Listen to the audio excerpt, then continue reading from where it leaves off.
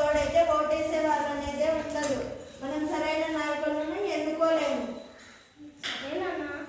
రోజు వచ్చే పండుగ నెలకోతూరి సంవత్సరానికోతూరి పండుగలు వస్తుంటాయి. మనం 5 ఏళ్ళ కోతూరి వచ్చే పండుగలు ఎందుకు ఘనంగా జరుపుకోము? అవునా నిజమే. ఏమే ఈరోజు ఇంతకీ టిఫిన్ ఏం చేస్తున్నావు? ఇడ్లీ సాంబార్ చట్నీ అండి. ఎప్పుడు నానవచ్చింది మీ అమ్మాయి ఇడ్లీకి? అదేంటి నాన్న నిన్ననే నానబోసిందమ్మా. అదేంటి ఇప్పుడు నానవేయచ్చు కదా? అదేంటి నాన్న ఇప్పుడు నానబోస్తే ఇడ్లీ కాదుగా నాన్న. సాంబార్ కూరగాయలు ఎప్పుడు తెచ్చావు? అదేంటి నాన్న నిన్ననే కదా మీరు తెచ్చారు రాత్రి.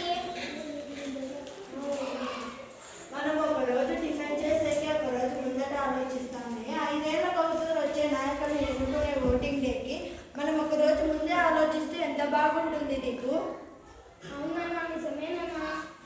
నిజమే కదా మరి. అవునన్నా. మనం ప్రతి ఒక్కరు ఓటు వేయవలసిందేది. అందరికీ ఓటేసే హక్కు ఉంది. సరేనన్నా. ఫ్రెండ్స్కి రిలేటివ్స్కి అందరికీ చెప్తానమ్మా. సరే అమ్మా. బట్ చెప్పారండి.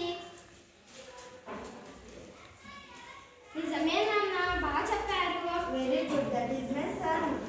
That is my daughter.